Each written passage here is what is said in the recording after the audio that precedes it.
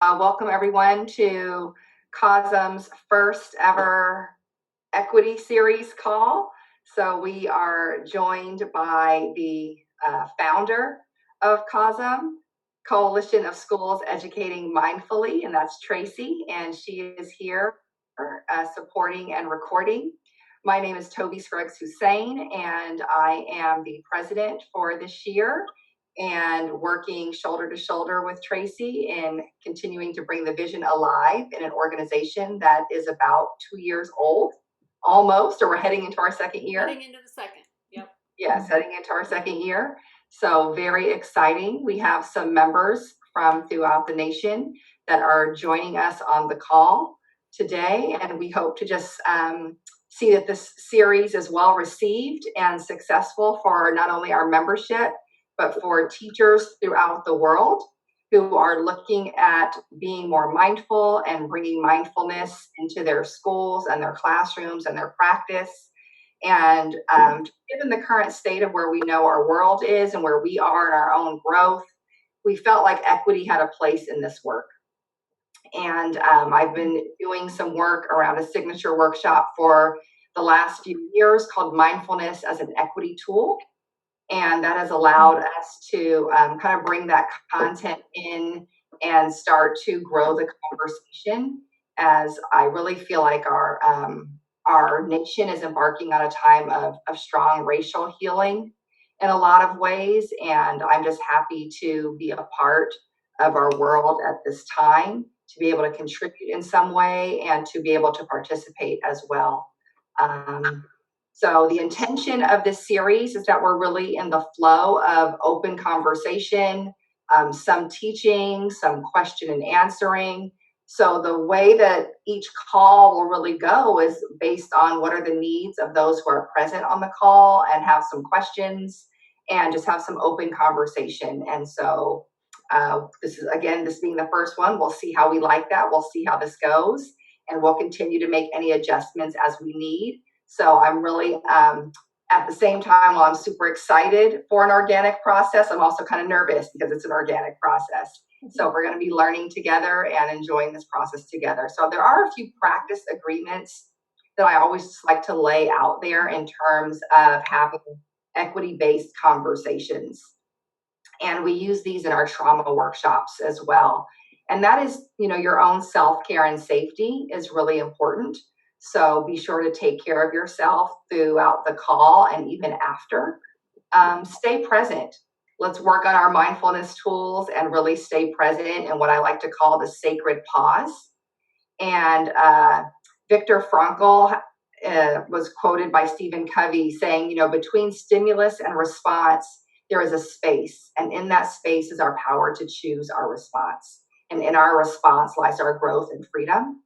So these conversations can sometimes get uncomfortable. So I really rely a lot on the sacred pause, not just in these conversations, but in my own life. And that to me is just that deep breath, that moment to say, what am I feeling? What's coming up? And how will I respond?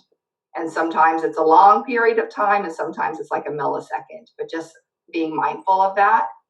Leaning into discomfort, if it gets uncomfortable, kind of lean into that. That's where that growth edge is. Let us trust the process and that we're all here learning together. We're all good people, and we are all wanting to embark on this together, and just trust the process of that and trust the goodness of that in who we are. A lot of times there's no closure. Like we it's an ongoing conversation. We're not going to necessarily get the closure we want on issues and feelings that have been plaguing our country for hundreds of years. If we solve it in this hour on the call, more power to us, but not very likely. Lastly, compassion. Just meet yourself with compassion, meet each other with compassion. And that is so critical. And actually, that wasn't the last one. My true last one is how important it is in these conversations that a lot of times whiteness comes up, dominant culture comes up, and we are not vilifying white people. That is not part of a conversation of a space that I want to be a part of. And just that we're really conscious of when we're talking about equity in terms of also being kind of an othering of a white side of a conversation, that we are speaking about it from the heart and being compassionate and being as much in our truth as possible and holding the space for the healing to happen and the discomfort to happen. So really just honoring that, because a lot of the people in the space are often white, and that comfort level and that holding, I think, is really important to hold so that we all grow. Yeah. And then any questions or anything that people want to say on the practice agreements before we move on? No. Okay. Maybe I'll just. What I really have loved about practicing not only mindfulness and being a meditation practitioner for over 25 years is seeing how there are emotional competencies that come into play that a meditation practice supports fully. It's like it goes hand in hand. And some of those emotional competencies that we need for equity work are really around self-awareness. So how self-aware are we being and how we're holding the space for equity work to happen, as well as the conversations? How aware are we being of our own triggers? And how are we practicing emotional regulation around those triggers? How aware are we of our context of the space that we're in, but also the social context of what we're in the national landscape?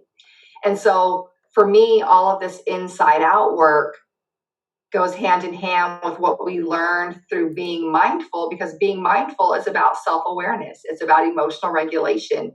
And the more that I was doing this work and having difficult conversations, particularly with white teachers on my staff and white colleagues, is that the more we build our emotional capacity, period, the more that we build our emotional capacity to be with difficult emotions. Because we know when we're sitting and meditating, we know when we're practicing mindfulness that difficult emotions are arising.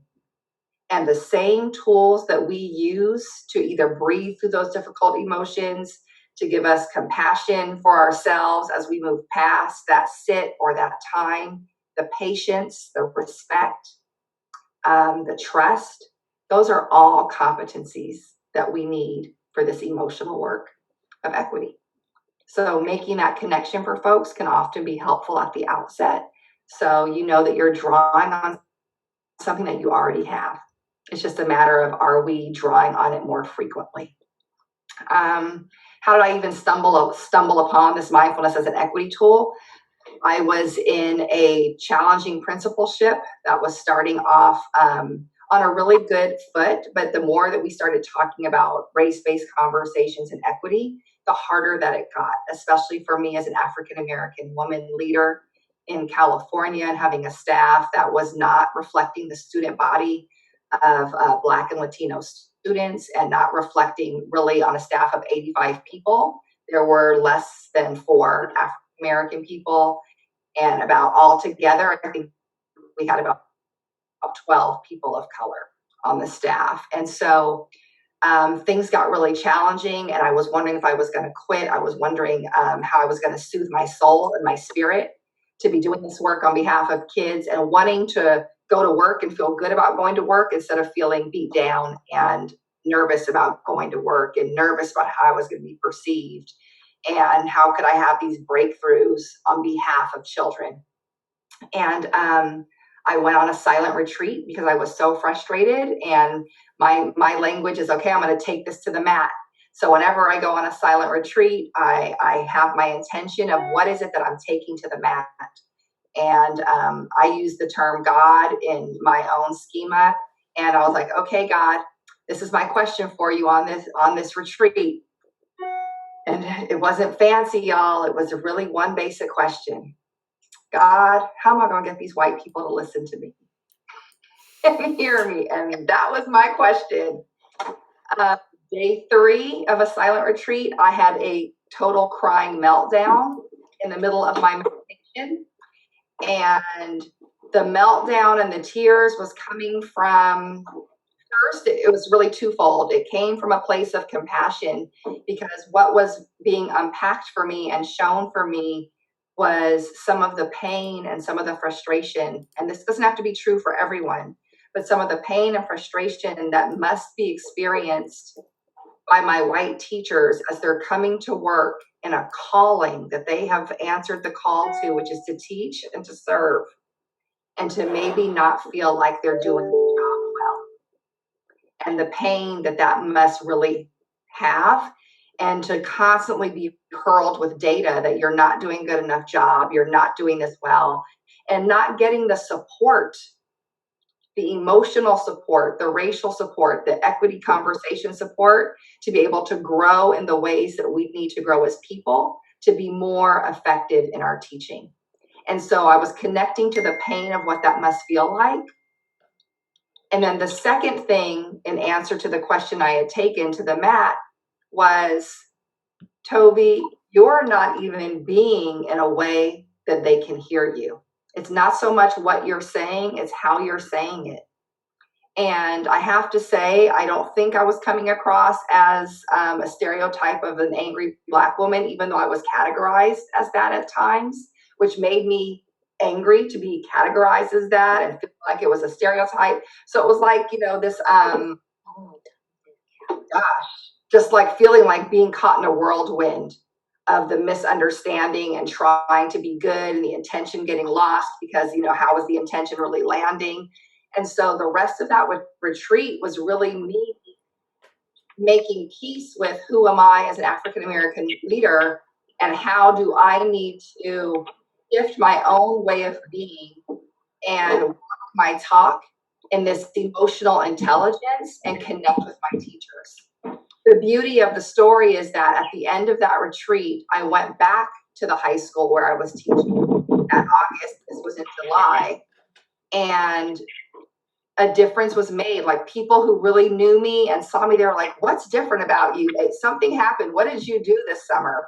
And we started off the school year in such a different space with such a different conversation because my way of being had shifted from doing enough of my inner work. And honestly, a year and a half later, we got an award for the types of strides we were making as a school, and got an award for the reduction in suspensions, the reduction in tardies, the reduction in expulsions. The GPAs of students started to go up, and there were fewer D's and F's, and students were happier at school, and teachers were happier at school. So a shift really happened. And mind you, this was before I even knew the science of what happened. So the science of what happens in meditation to support our equity work, and this is where I know I'm getting loud because I'm like getting so excited and passionate. There are 3 things that are activated during well, there's more than 3, but based on where the science is right now, in terms of our equity work and what it entails for us to embrace and embody the competencies, 3 parts of our brain that we are aware of are getting activated: the prefrontal cortex, the amygdala, and the insula. So the prefrontal cortex is responsible for our executive function and our wellness.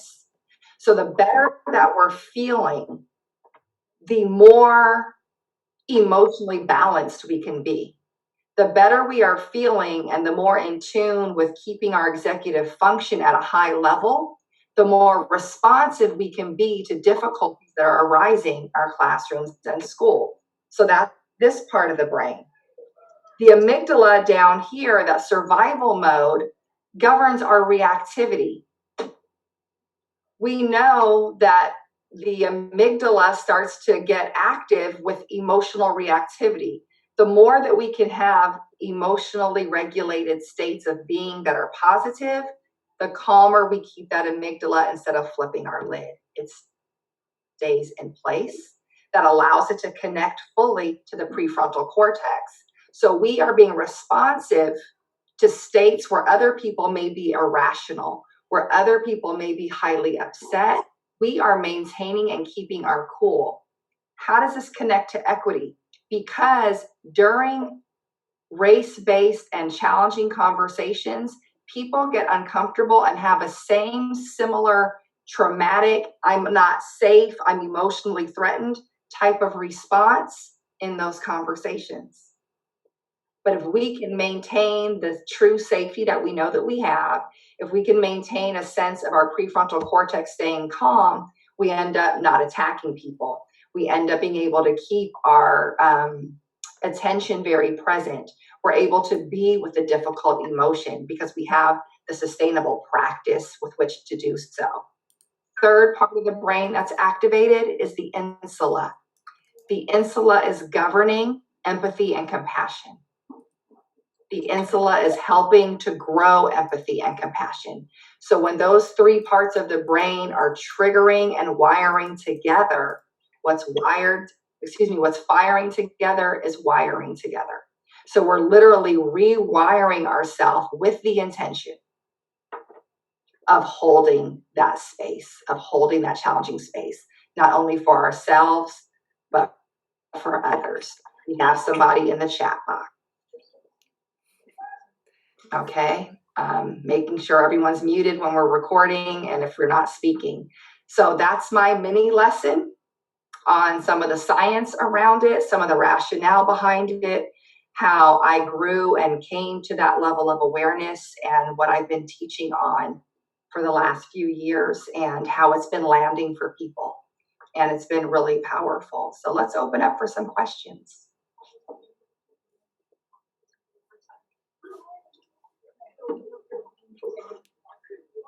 There's some background noise by some children or something, so we can mute that. But does anyone have any questions or anything they want to share even, or any noticings how this is landing? I don't know necessarily that I have something. Can you hear me? Yes. Okay. But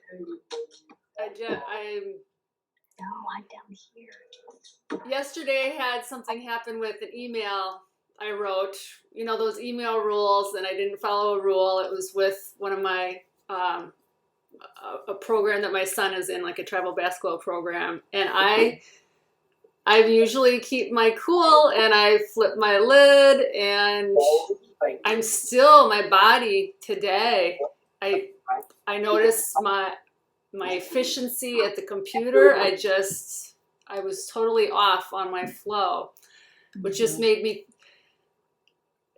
because it doesn't happen often to me, but I know with race situations and just me, I feel like a total newbie around this whole topic. I'm putting the words down in stuff relating to COSEM, but really my experience with this topic is zero. So yeah, so I don't even know where to begin with a question, basically. And it's totally okay. And that's a lot for us. A lot of people are new to the conversation, and then especially approaching it the way that it's being approached with the mindfulness piece. It's like, oh wow, so it's making sense, but we're still intellectualizing it. And Tracy, what you're naming is literally indicative of why this is so critical. So just imagine if you were in the classroom today. You have this experience, but your efficiency is off, your effectiveness is off. In a sense, you're off center. And how critical is it that we come to work, because of the nature of our work and education, that we come to work centered? It's like critical, but you're noticing this offness. Yeah. So even as the adult in the space, and I like to refer to us, the adults in the space, as the alpha energy, like our energy governs the energy and the vibration in the room. So when we come off kilter, that's literally what's being responded to.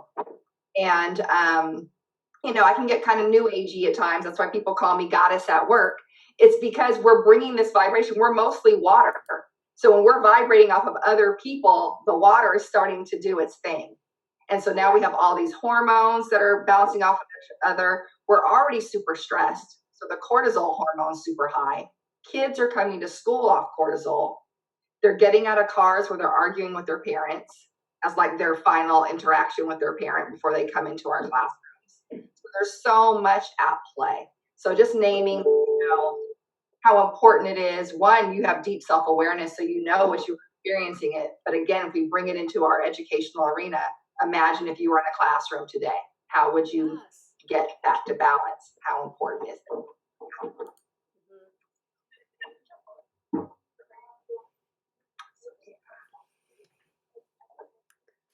I don't have a question, but I have just a comment, if that's okay. Absolutely. So our school has been doing these professional development sessions for the past 16 years. And what they do up until this year has been just to kind of pay lip service by offering 1 hour of professional development on equity and inclusion. So this year, we actually are carrying the theme throughout the entire year. And so they put us into groups based on books that we wanted to read. And so the book that I picked was called Integrating Mindfulness into Anti-Oppression Pedagogy. And so we've started chapter 1, but I would love to use those rules that you mentioned to help everybody engage in that conversation in a genuine manner. Absolutely. You're welcome to do that. Some of those are my own and some are not. I'm excited. Truly, I just ordered that book, Michelle, yesterday. Someone needs to have that out. I just ordered it yesterday. It's an expensive book. Oh my God. Yes. But I'm excited. I'm very excited to read it and have a dialogue and have more conversation. Someone needs Hey, Karen, are you there? Karen, do you hear me? I hear you, Tracy. I know it's Karen, and I know she's in a classroom multitasking with kids in her classroom after school. So, okay. I think you can mute her on your end, Toby, if you click on. I know, and I'm actually looking for how to do that, and I'm not. Oh, here we go. Let me see. No, I'm not seeing that. I'll have to figure that out another time. Oh, yeah, see you tomorrow. Wonder if she can hear us. Karen. Yes, I can hear you. I'm sorry. I was saying goodbye to some students who were just walking out who had helped me. So I'm so sorry. Right. We just need you to mute. That's all. Thank you. And so I think it's great. I really feel like, so to answer Michelle's, well, not even an answer, I have a response for the comment. The reason I'm also so passionate about this work is that I've been in education for 25 years, and not doing this work is where we've missed the mark. It's completely where we've missed the mark, because we're having the same conversations, we're getting the same types of data for decades. And it's because we're not doing our own inside out work. Our conditioning that contributes to the stereotypes that we hold, that contributes to our biases, we get all that honest. I do not feel that people come into schools intentionally wanting to harm each other or kids, and we do create educational harm and educational trauma because we have not healed our own stuff. We haven't unpacked it. And I literally have teachers that I've worked with that are afraid of fourth graders. They're afraid of Black boys that are 10 because they're 5 feet tall. But it's a 10-year-old Black boy. And sometimes it just freaks them out. And so when we trivialize our equity PDs, when we do this 1 hour thing, it's never enough because it's really the secret sauce. It's really where everything happens. The curricular trainings that we get go so in depth, and we try all these different curriculum like that's the issue, but because we don't have a cultural context for how to deliver the curriculum. If we worked on that end of it, the curriculum would be fine. My master teachers have been white women. My master teachers have also been white women that were very skillful in the culturally responsive work because they were doing their own work and they were naming where they couldn't do their work and they were naming what was very real. And again, I speak to that geographically. I think California has a bit of privileges in that area a bit that maybe other areas of the nation don't, in terms of folks being more progressive. And I use that as a stereotype loosely. But I'm just saying, what I've been hearing from people is that it's not always treated in the same way in other regions of our nation. And so I'm also sensitive to that. But I'm really convinced that this is like the secret sauce. This is going to be the game changer because it's about changing hearts and minds. We have strong teaching skill. We do. But it's not reflected because we haven't done this other work. So I'm so happy you all are doing what you're doing with the books and the PLC. I think it's great. Yes, sir. Yes, ma'am. We have someone on the line. Unmuted. Would you like to say something? Oh, is it me? Hi, everybody. This is Mimi. I'm sorry. I'm on my phone. Is that okay that I'm talking now? Absolutely. Welcome. Okay. Well, I apologize that I joined late. As you know, I thought it was yesterday. So I'm glad I get to participate, and I regret that I missed the beginning of your presentation. But I was just thinking about, first of all, it's nice to quote meet you, Toby. Yes. And I don't know who else is on the call, but I was thinking about what you said and your colleagues, and then some of this is reflected in some of the chapter that I wrote for the book that Tracy and COSEM was trying to put together. But I'm only now reading a book called White Fragility. I'm guessing people are familiar with it. Mm-hmm. I've been meaning to, but I haven't. It's been a while, trying to get to it.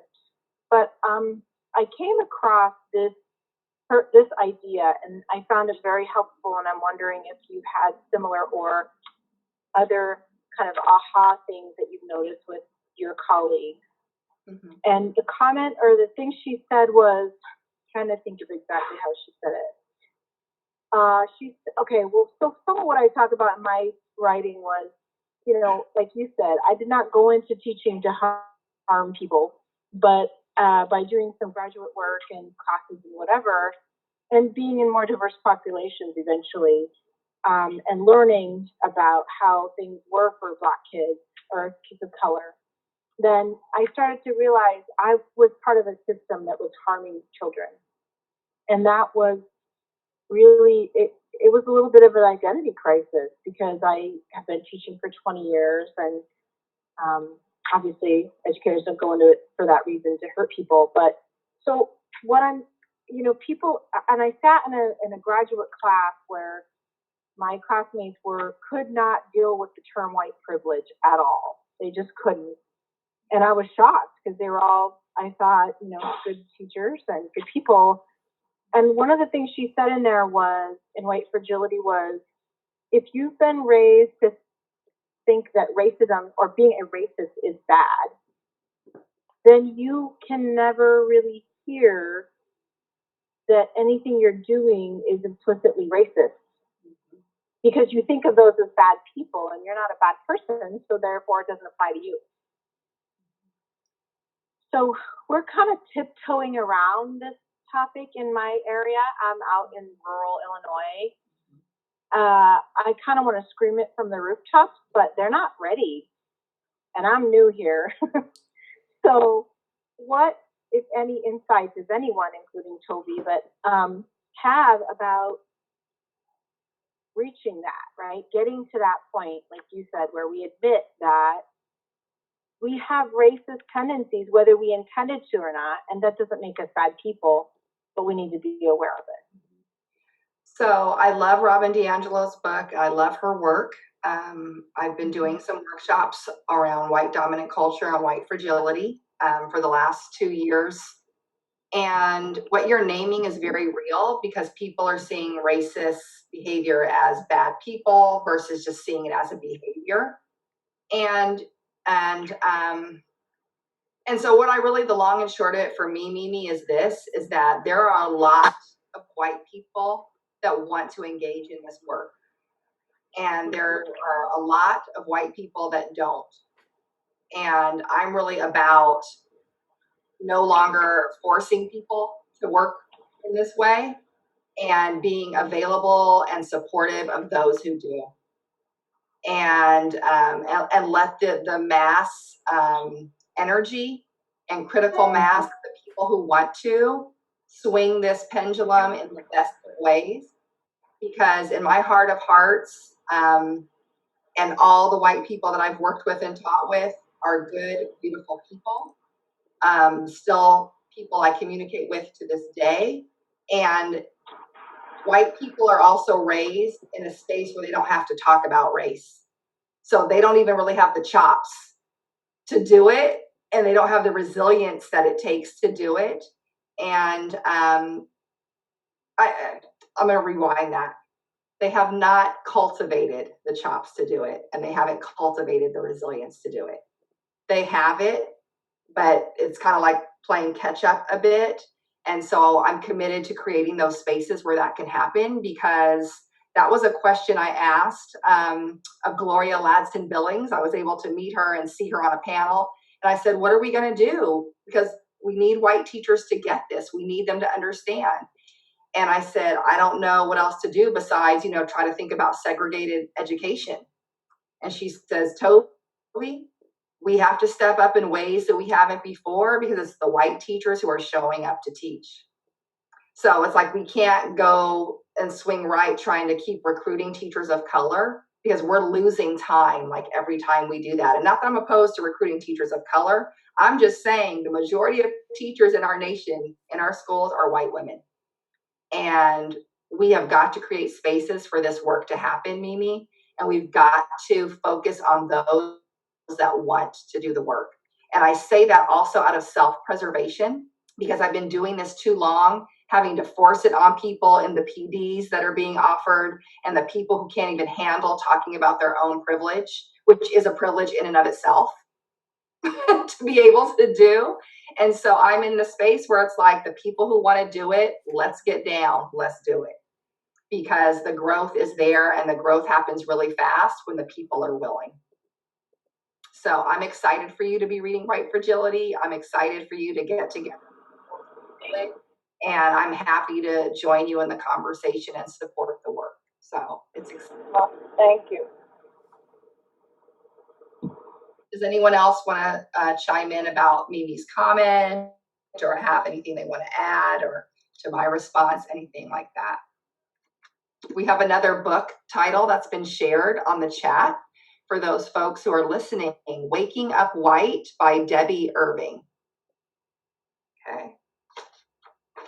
I'm writing that one down. I didn't know about that one.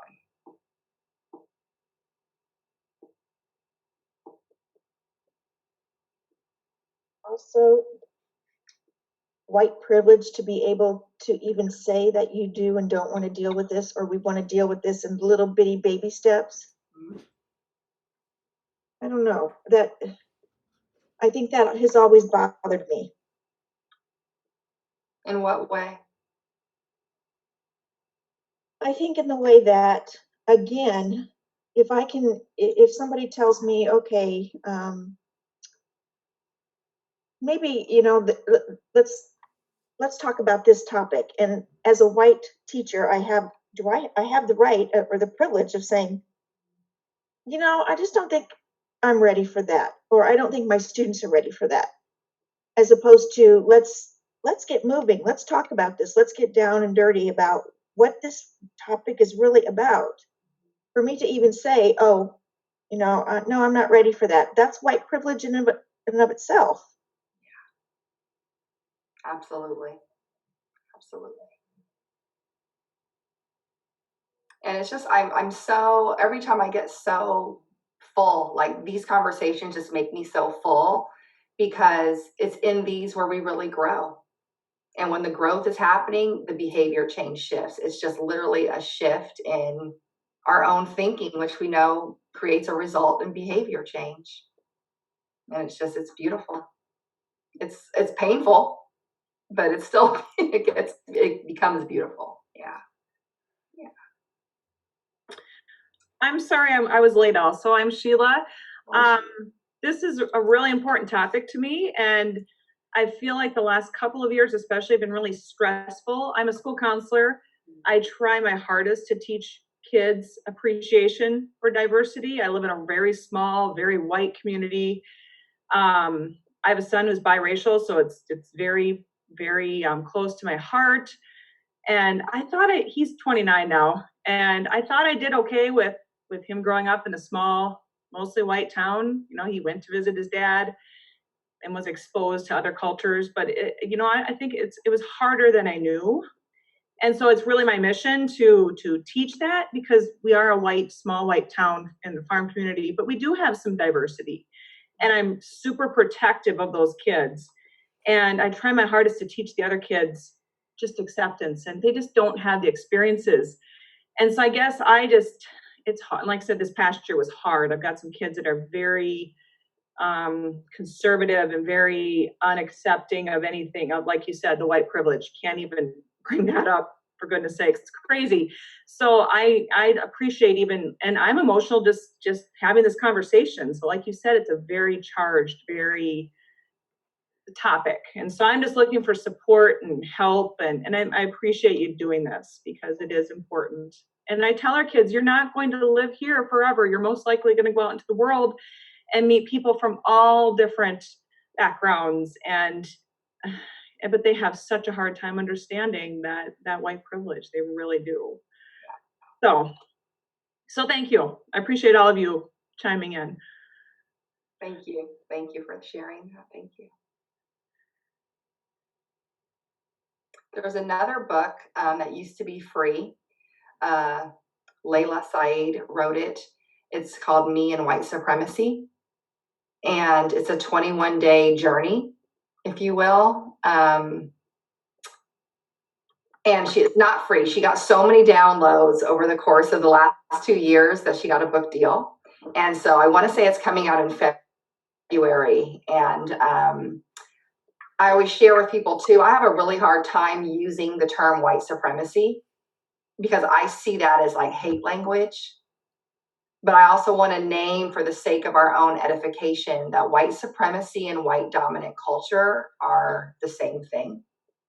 White dominant culture just sounds easier to hear. For me, it does. I'll just name that.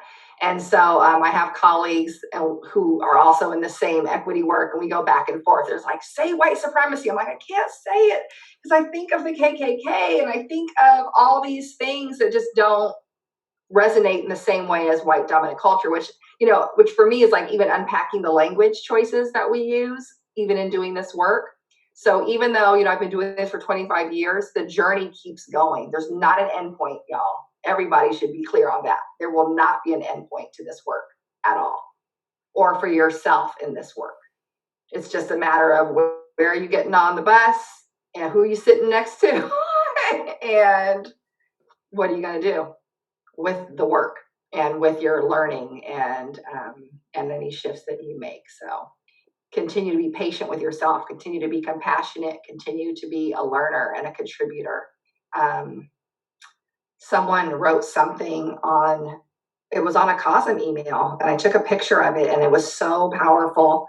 I took a picture. I plan to use it in a presentation at some point. The quote, let me see if I can pull it up. Racism isn't just what you say, think, do, and feel. It is also what you allow. And that was by Deshaun Stokes, or Deshaun Stokes. I don't know if I'm saying it right, but I just thought that quote was just really powerful because, how much do we allow? And we haven't gotten into allyship yet. We can definitely get into that on a future call. But what does being an ally really look like? And what does that mean? And the Me and White Supremacy book also really unpacks that. And there are other readings online about the importance of allyship. And allyship, in a sense, too, is like, when you're bearing witness in all white spaces to behavior or comments and such that just aren't cool, what are you doing? What is it? How are you adding to others' growth? How are you interrupting? How are we interrupting a white dominant culture mindset? And there's a lot of pressure in that. People tell me all the time, I started this family fight at Thanksgiving. I'm like, yeah, Thanksgiving's not the time to do this. Like, love your family, be with them. Don't try to convert your 85-year-old grandmother in Georgia. Just don't do it. It's just not that, I shouldn't say it's not that serious, but it's like pick your battles at the same time. And also know that these are people you love, and we've all got stuff in our families. And so, but that gets tricky too. I have to imagine, when are you picking and when are you choosing to be uncomfortable? And where's the privilege in that? And I think I'm also naming part of that because as a Black woman, I can't just go around waving this sword all the time, every day. Like, I actually give myself permission at times to not talk about this, to not think about it, to it's just not going to be what I'm doing today. Just for my own self-care, my own cultivating my own resilience. If I'm in this for the long haul, I cannot burn out because I'm just warrior mindset.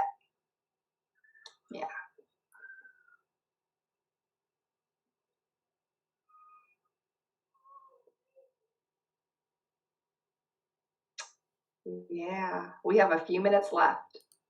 Sacred silence. Can't hear you, Tracy. Oh, I said sacred silence. Yeah, sacred silence. Could we do a little, would you lead us in a little short meditation? I think I Absolutely. haven't done anything since this morning. I think I need a little Toby. Okay. Oh, thank you. Yeah, give me 1 second. There's this poem that I would love to read if I can actually find it. So let's just take a moment to center ourselves and take 3 deep breaths. 3 deep breaths. And then just take a moment to breathe at your own pace.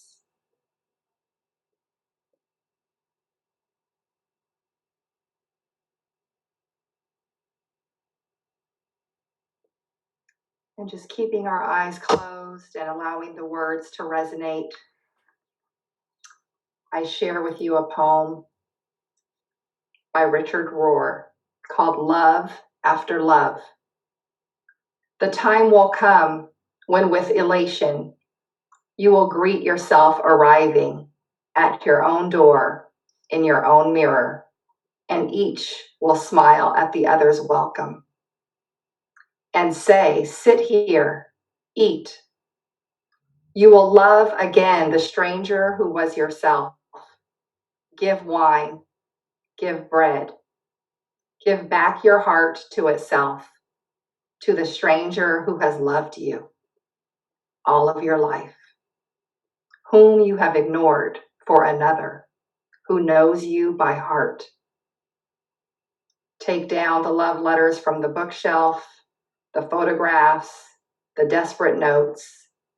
Peel your own image from the mirror, and then sit and feast on your life.